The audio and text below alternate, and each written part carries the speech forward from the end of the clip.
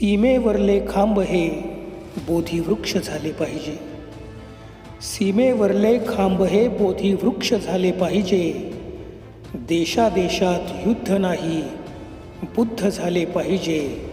देशादेशात युद्ध नाही बुद्ध झाले पाहिजे.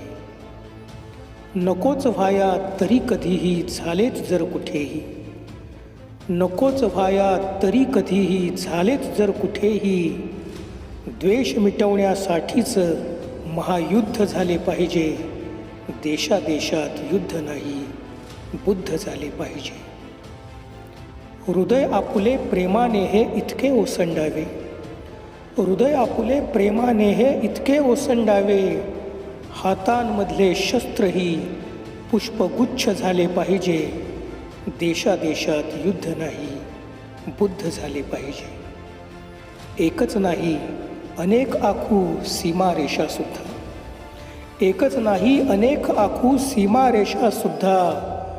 बंधुत्वाचे लिहून त्यावर सुक्त झाले पाहिजे. देशादेशात युद्ध नाही बुद्ध झाले पाहिजे. कुणी कुठेही जावे यावे नकोच कुंपण काही.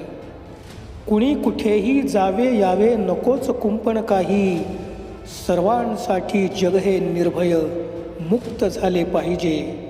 देशादेशात युद्ध नाही बुद्ध झाले पाहिजे. जेव्हा जेव्हा विचार येईल मनामध्ये युद्धाचा. जेव्हा जेव्हा विचार येईल मनामध्ये युद्धाचा.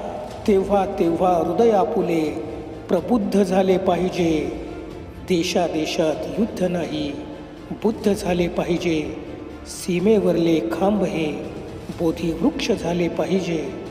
देशादेशात युद्ध नाही बुद्ध झाले पाहिजे.